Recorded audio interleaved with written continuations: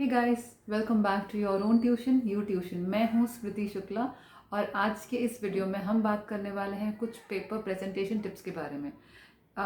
इस वीडियो में हम कवर करेंगे सारे जनरल टिप्स जो कि आपके हर एक पेपर में होने चाहिए और सब्जेक्ट वाइज भी देखेंगे कि आपको हर सब्जेक्ट में अपना पेपर प्रेजेंट कैसे करना चाहिए और किन बातों का ध्यान रखना चाहिए। तो चलिए लेट्स गेट स्टार्टेड।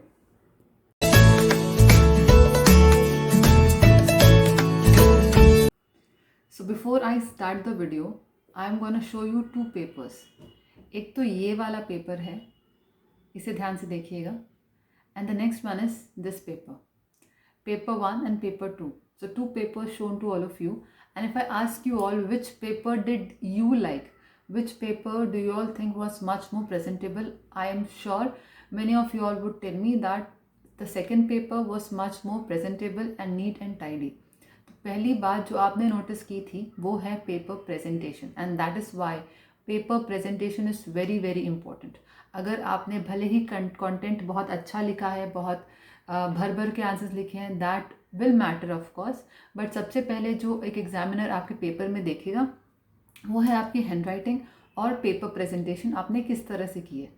तो क्योंकि मैं हैंड राइटिंग की बात कर रही हूँ तो सबसे पहला टिप मेरा ये है कि make sure your hand writing is very neat and very legible. अगर आपका राइटिंग ही एग्जामिनर को समझ में नहीं आएगी आपकी राइटिंग, तो वो क्या ही पेपर चेक करेगा, राइट? और किसी का भी मन नहीं करेगा एक अनटाइडी पेपर को चेक करने का। तो the first step is make sure that you are writing in a very neat manner, in a very tidy way. That's the first thing.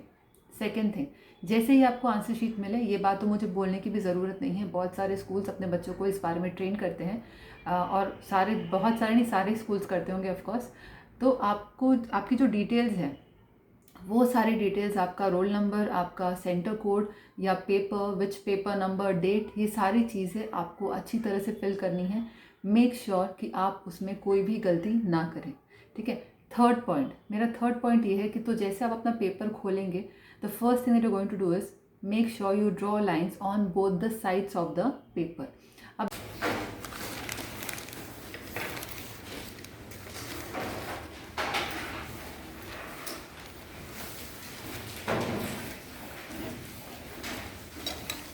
इससे क्या होगा, लेफ्ट हैंड साइड पे आप जब लाइन ड्रॉ करेंगे तो आपका पेपर का आप क्वेश्चन नंबर बराबर डाल पाएंगे।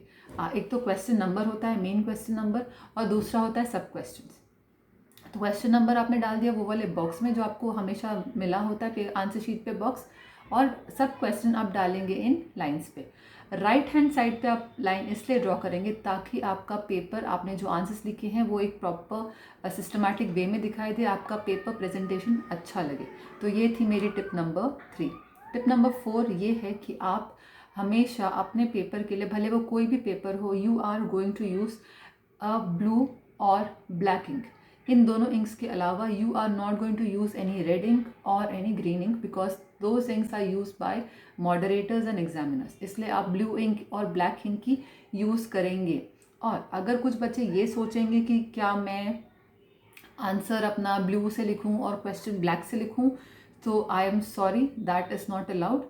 Not allowed in the sense, why take risk, right? आप एक ही पेन से कंटिन्यू करिए। हाँ, ये मैं ज़रूर कहूँगी कि अगर आपके फिल इन द ब्लैंक्स हैं या ट्रू और फॉल्स हो, तो you can use a black pen और you can use a pencil. Basically सबसे best thing, use a pencil and underline the things.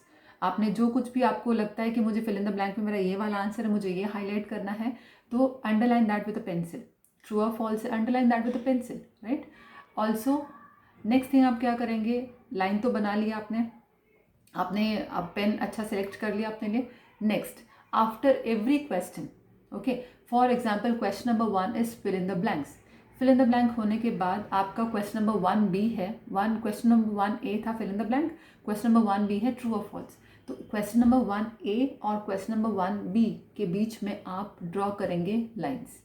Yes, you heard that right, आप एक line बनाएंगे so that your paper looks much more presentable, और examiner को भी पता चले कि हाँ, इसका बच्चे का फर्स्ट क्वेश्चन नंबर 1 ने यहाँ पे ख़त्म हो गया and question number 1B starts from the down side. Okay, तो इस तरह से अगर आप अपना लाइन्स बनाते जाएंगे, use pencils to draw the line and a scale as well, use a ruler. Free hand drawing किसी को भी नहीं करनी है यहाँ पे, do not draw free hand, okay. And the next tip, the next step is, जब भी आपको लगे कि आपने कुछ गलती की है और आपको इसे कट आउट करना है, तो stop making designs over there, stop scribbling on the paper, that leaves a very bad impression of yours on the examiner. और आप खुद देखिए ना, आप खुद देखेंगे तो आपको अपना पेपर बहुत ही गंदा लेकर दिखाई देगा।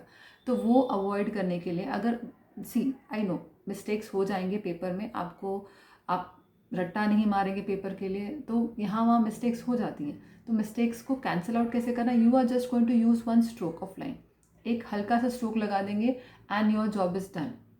क्लियर? आप उसके ऊपर स्क्रिप्टिंग नहीं करना है, उसके ऊपर कोई डिज़ाइन बनाते नहीं बैठना है। Do not do that, that would create a negative impact on the examiner of yours, so do not do that. ठीक है? Next point is that do not use short forms. आपको शॉर्ट फॉर्म्स यूज़ नहीं करने हैं। जो भी आपके, आजकल हम SMS करने के चक्कर में और व्हाट्सएप में इतने शॉर्ट फॉर्म्स यूज़ कर लेते हैं कि वो आदत हमें वैसे ही पड़ गई है, वो आदत हमें ऐसी पड़ गई है। तो वो अवॉइड करने के लिए इतना ध्यान रखिएगा कि आप शॉर्ट फॉर्म्स यूज़ ना करें। So the last tip in the general category is that, general category सारे सब पेपर्स के लिए जो अप्लाई होती है, वो ये है कि आप अपना क्वेश्चन नंबर अकॉर्डिंगली आंसर करें। What do I mean by answer everything accordingly? उसका मतलब ये होता है कि क्वेश्चन नंबर 1 पहले, 2, 3, 4, 5 and so on and so fourth, इस तरह से आप आंसर करेंगे। ऐसा नहीं होना चाहिए कि आपने क्वेश्चन नंबर 5 पहले आंसर कर दिया, क्वेश्चन नंबर 6 बाद में आंसर कर रहे, क्वेश्चन नंबर 1 एकदम लास्ट में आंसर किया। नहीं, ये वाला काम बिल्कुल मत करिएगा, इससे भी एग्जामिनर पे नेगेटिव इम्पैक्ट पड़ेगा। तो आप क्या करेंगे फिर? आप, हो सकता है कि आपको कोई आंसर नहीं आ रहा हो या कोई क्वेश्चन में आप कॉन्फिडेंट नहीं हैं, तो एक आधा क्वेश्चन समझ में आता है कि आपने एक क्वेश्चन स्किप करके आपने उसको लास्ट में लिख दिया, I can understand that. But सारे ही आप जंबल अप कर देंगे तो वो सही बात नहीं है। और अगर आपको लगता है कि मुझे बिल्कुल भी जंबल अप नहीं करना है, तो अगर आपको लगता है कि एक पेज में मेरा ये पेपर या मेरा ये क्वेश्चन ख़त्म हो जाएगा, तो leave that paper and continue from the next paper. Tie your supplements properly, yes that is the last tip. Tie इतने अच्छे से टाई करिएगा, लूज बिल्कुल मत बांधिए, क्योंकि बहुत सारे पेपर्स होते हैं, हो सकता है आपका पेपर कहीं निकल जाए। ये ना हो, in order to avoid the situation, make sure you're tying the supplements very properly. And yes, do not forget to write the number of supplements on the first page. Answer sheet, जो main sheet होती है, उसके अलावा आपने कितनी सारी supplements ली हैं वो आपको लिखना होता है और टोटल में लिखना होता है। तो make sure you are doing all this things very properly. तो ये थे मेरे कुछ जनरल टिप्स। अब हम जाते हैं सब्जेक्ट्स पे। So let's start with the important subjects, that is social science and science. अब सोशल साइंस और साइंस में कुछ क्वेश्चंस बहुत ज़्यादा कॉमन होते हैं, जैसे कि गिव रीजंस, लॉन्ग आंसर्स, कई बार डिस्टिंग्विश बिटवीन पूछे जाते हैं। तो इन सब चीज़ों को कैसे आंसर करना है? लॉन्ग आंसर की बात करूँ तो लॉन्ग आंसर कई बार आपको 5 मार्क के लिए आता है। तो when you are asked a question for 5 marks, make sure you are answering at least 5 points. कम से कम 5 मार्क के आंसर के लिए आपके पास कम से कम 5 पॉइंट्स तो होने ही होने चाहिए, along with the introduction and the conclusion. Clear? And when you are answering, give reasons. Give reasons की बात के काम कैसे करना है? Give reason के लिए exactly आपको statement as it is copy करेंगे, because put colon and then you are going to write your reasons and points. Long answer को भी आपको पॉइंट्स में आंसर करना है एंड गिव रीजंस को आपको भी पॉइंट्स में ही आंसर करना है। Coming to the third one, that is distinguish between. अब डिस्टिंग्विश बिटवीन पूछा गया है तो आप अच्छे से पूरा कॉलम बना के इसको आंसर करेंगे। ऐसा नहीं कि आपने एक वहाँ ऊपर लिख दिया और एक नीचे लिख दिया। No, this is not the correct pattern of for distinguish between. आपको कॉलम बनाना है, use a pencil and a ruler to draw the columns, and then वो टॉपिक लिखिए ऊपर जिसमें आपको डिस्टिंग्विश बताना है, डिफरेंस बताना है, and then go on putting the points and answering, making the difference between the two things in points. ठीक है, that was tip number 3। Next tip की बात करूँ तो साइंस में और सोशल साइंस में ऑब्जेक्टिव टाइप क्वेश्चंस बहुत आते हैं। तो इन ऑब्जेक्टिव टाइप क्वेश्चंस को आंसर करने के लिए, अच्छा एक बात और उसके पहले, when you start writing the question, for example question number 1A is fill in the blanks. Many students do not write fill in the blanks and they just go on they start writing the answers. आपको ये काम नहीं करना, आप पहले heading दीजिए, title is very very important. Okay, right on question number 1A, fill in the blanks और choose the correct alternative, या ट्रू और फॉल्स जो भी है आपका पहला question, write the heading and then you start writing with the fill in the blanks. अब fill in the blanks हो या ट्रू और फॉल्स हो या चूज द करेक्ट ऑल्टरनेटिव्स हो, इनमें के भी आपको पूरे सेंटेंस लिखने हैं। Yes, you are going to write the complete sentence for each of these questions and then you are going to write the answer. अब आंसर आपने लिखा है तो उसको अंडरलाइन भी करना है. You are going to underline the answer using a pencil so that it attracts the examiner. Okay, इससे भी आपका पेपर प्रेजेंटेशन बहुत ही अच्छा निकलने वाला है और बहुत पेपर आपका नीट एंड प्रेजेंटेबल दिखाई देगा. तो फुल सेंटेंस लिखना है किसमें, फिल इन द ब्लैंक्स में, ट्रू और फॉल्स में और चूज द करेक्ट ऑल्टरनेटिव्स में. नेक्स्ट, अब साइंस है तो डायग्राम्स तो होंगे ही होंगे. डायग्राम्स को आपको बहुत ब्यूटीफुली बनाना है, अच्छे से बनाना है. Make sure using a good pencil. और जब आप डायग्राम बनाए तो उनको लेबल करना बिल्कुल नहीं भूलें. लेबलिंग के भी अलग से मार्क्स होते हैं. अगर आप लेबल करना भूल गए तो आपके मार्क्स कट जाएंगे. ठीक है, तो और लेबल कैसे करना है, लेबल आपको मेक श्योर कि आप एक साइड में ही अच्छे से लेबल करें, उसको यहाँ वहाँ फैलाएं नहीं. ओके, एक साइड पे अच्छे से लेबल करें. अब बारी आती है मैप की. क्योंकि आपको ज्योग्राफी में मैप होंगे, आपको बहुत सारी चीज़ें उस पर पॉइंट करनी होगी या लोकेट करनी होगी. तो मैप का शीट आपको मिलते ही आपको सबसे पहले उसके अपना क्वेश्चन नंबर लिखना है. Make sure you write the question number properly over there on the map. And then आपने सारे जो भी लोकेट करने चीज़ें आपने लोकेट कर दी. और लोकेट किससे करना है, you will use a pencil to locate the things. And yes, at last do not forget to make your index और स्केल. इंडेक्स और स्केल बनाने के लिए आप यूज़ कर सकते हैं कलरफुल पेंसिल का. Otherwise you are going to mark your map only with pencil. You are not going to use any pen over there. ठीक है, तो हमने बात कर ली फिल इन द ब्लैंक्स की, ट्रू और फॉल्स की, लॉन्ग आंसर्स की, गिव रीजंस, डिस्टिंग्विश बिटवीन और डायग्राम्स की एंड योर मैप.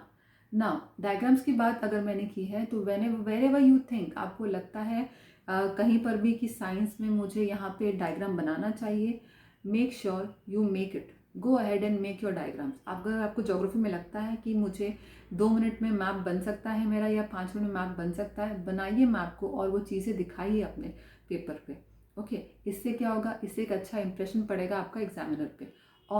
और नहीं कुछ तो फ्लो चार्ट बनाइए. फ्लो चार्ट भी आपके पेपर को और अच्छा दिखाएगा. आपके आंसर को एटलीस्ट 5 मार्क वाले आंसर में तो आप लोग को फ्लो चार्ट बनाने ही चाहिए. तो ये थे मेरे टिप्स और ट्रिक्स सोशल साइंस और साइंस के बारे में.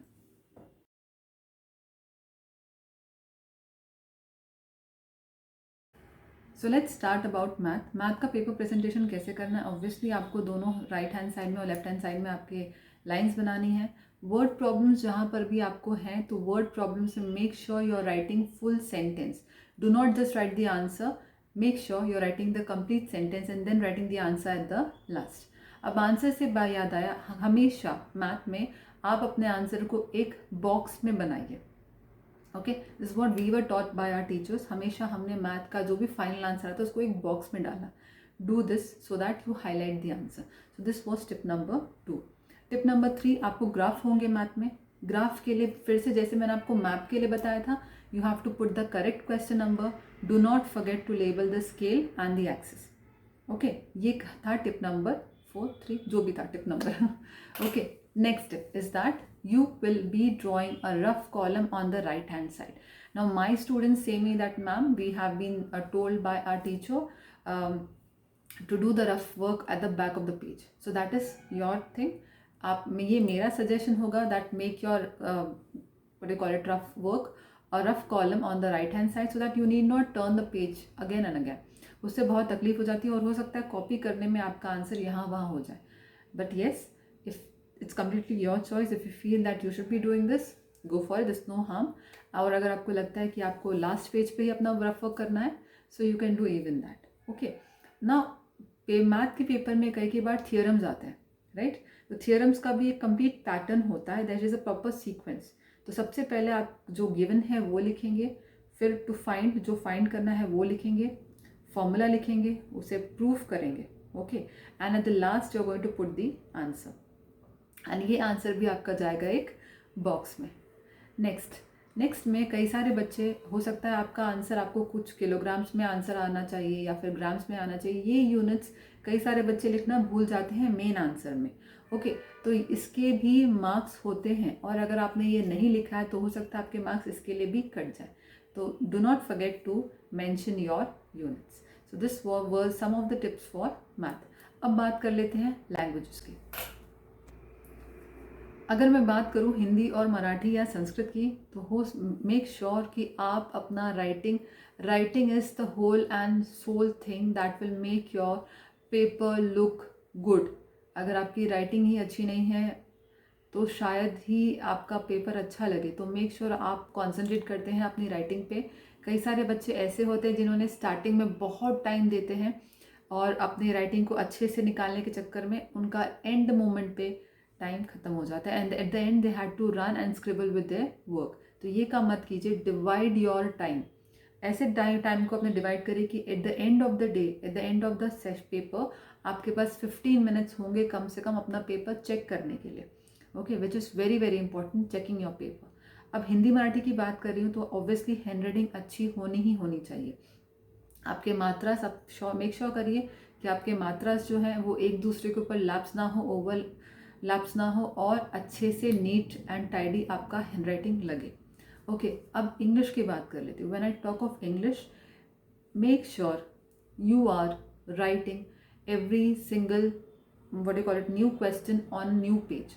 ये बात मैं हर बार बोलती हूँ, पेपर प्रेजेंटेशन के टिप्स के इसमें भी इंक्लूड कर रही हूँ। आपका हर नया क्वेश्चन आपके नए पेज पे होने चाहिए, भले वो स्पीच राइटिंग है, भले वो रिपोर्ट राइटिंग है, it is a counter view और व्यू, और it is what you call it report writing, sorry letter writing, जो कुछ भी है आपका नए पेज पे आना चाहिए। when it comes to incorrect or correct, when it comes to your fill-ups, you have fill-ups in English, आपको कई बार उसको करेक्ट करना होगा सेंटेंस को। you should be writing that complete sentence again, you should be writing the complete sentence and then telling from the passage whether the answer is true or false or correct or incorrect। ये next thing is that make sure you're writing it in a very neat and proper way। अगर आपने अच्छे से नहीं लिखा है, फिर से the examiner would not like checking your paper and then I don't know what would happen। So better focus on your writing and do let me know in the comment section if you want a video on how to improve your handwriting। अगर आप लोग ने हाँ बोला तो मैं ये video ज़रूर बनाऊंगी, so just let me know।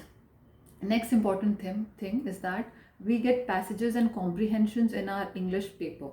अब इंग्लिश पेपर में बहुत सारे टीचर्स ये बोलते हैं कि read your comprehensions twice, read it again and again so that you get to know the answers properly। Rather I would suggest that read the questions first। आप जब क्वेश्चन अच्छे से पहले पढ़ेंगे तो आपको समझ में आएगा कि कॉम्प्रीहेंशन में क्या है। Okay, and then when you have read the question properly तो आपको आंसर पिकअप करना या फाइंड आउट करना पैसेज में से ज़्यादा ईजी हो जाएगा, right. So these were some of the tips for English, Hindi, Marathi and Sanskrit. So we had covered social science, math and all the languages। तो सारे important जो भी subjects हैं मैंने उनको सबको cover कर लिए हैं, और जो papers attach किए थे मैंने वो सारे मेरे स्कूल के toppers के papers हैं। So go through the papers and I hope they were helpful। और yes, if the video was helpful to you, do not forget to like, share and subscribe to YouTuition। Thank you, happy learning and start your studies and all the best।